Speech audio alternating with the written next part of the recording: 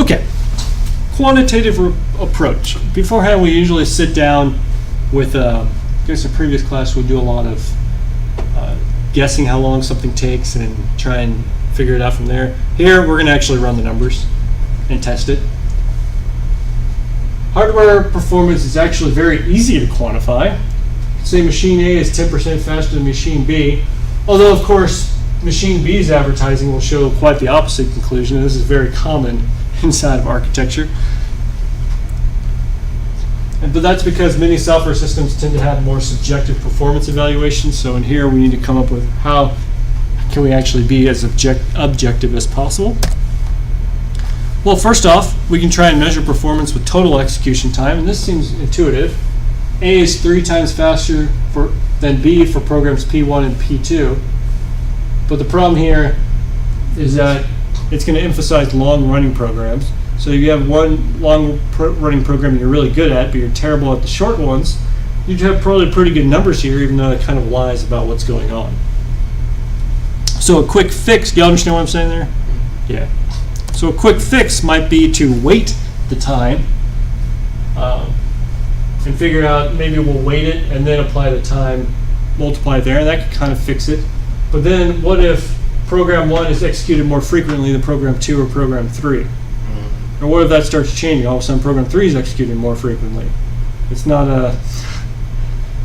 saying there's the weighted execution still has a couple of issues with it. So what usually happens, or what we do, is we compare machine performance to a reference machine and report a ratio. This is probably the best way to do it. Yes, Matt? I'm just, yeah. Okay. Paying attention. And this is how spec does it. They'll have a reference machine that runs everything at speed of 1. And then what is yours? Is it 2.3 or 0.5 compared to the reference machine? All right. Amdahl's law. This is the rule of thumb. Very important for architecture. Make the common case faster. When you're trying to improve the performance of something, attack the longest running part until it is no longer the running repeat. That's basically Amdahl's law.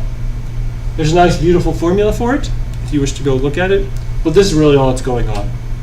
Whatever is the slowest is usually what you want to be tackling when you're trying to improve the performance of something. All right, instruction set design. So from software side, we come up with variables. We usually have some type of semantics, program flow, structure. We have objects, records. That's what we usually do inside of our software. On hardware, we usually have very tight timing requirements. We need to make sure an add completes within a cycle, multiply within maybe 5 cycles. We have very small structures because we're on a space constraint, and small is fast and small is cheap in general. And we have very simple semantics, usually just very simple blocks. The instruction set is the interface between the software system, aka what we write in C and C++, and the actual hardware.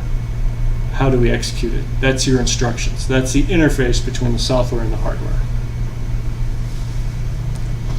And that is what we design most of the time, or the architecture to implement those instructions. Okay, some design decision. How much state is in the microarchitecture? Did y'all do registers? Do y'all remember registers with the different machines? Okay, good. So you probably have some registers. Probably need to have some flags. I have a special program counter register. Yes? What's that last thing stand for? Program counter? Oh, okay, duh, yeah. Okay. Instruction pointer or a program counter? Yeah. I was thinking something else, like the IDEX thing. I was like, what does that have to do with me? Oh, no. Oh, yeah, nice. Program counter, though, yeah. Nice. All right, how is that state manipulated? How are we going to encode operands and instructions in order to manipulate it? What commands are supported? What opcodes? How do we encode those opcodes, etc., etc. So we have different design decisions for our architecture. We're going to go a little bit more into registers in a moment. Let's see. Well, actually, that is no longer true. Well, I guess clock frequency is still increasing somewhat. Yeah, not as much as it used to. It used to be like doubling every 2 years or something. Nowadays, yeah, I think in high school, like, yeah, we're gonna have 10 gigahertz in 5 years. No, didn't happen. The real reason for that, there's 2 reasons why clock rates have basically been stagnant.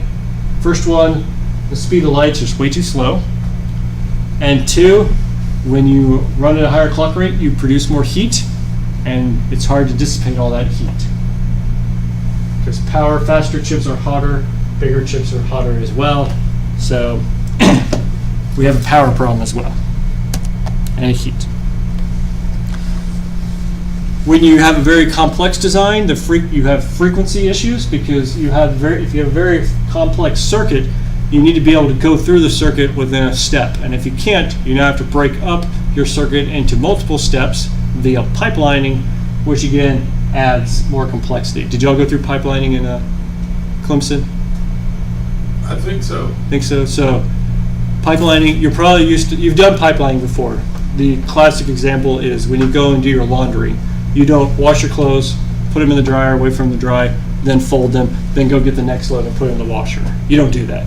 You take it, put it in the washer, you take the washer, put it in the dryer, and then you start the next one in the washing machine, right? So you're pipelining them.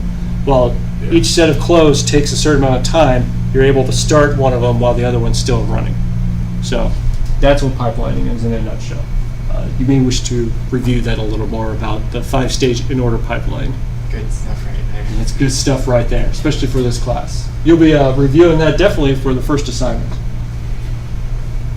Okay, we are far less willing to live with hardware errors. Well, I don't know, that whole meltdown Spectre thing we just talked about, but there's actually a big one that happened with Intel again. In the 90s, they had a floating point divide errors. Literally, it would divide 2 numbers and get the wrong answer, which, of course, banking institutes did not like that very much for. You know. Usually, you want to deal with an upgrade, but if it's a hardware error, what do we have to do? We have to replace the chips. You can try and software patch it, but that only works for so long, and usually has performance problems all over the place. There. So in other words, what does this mean about the testing in our hardware?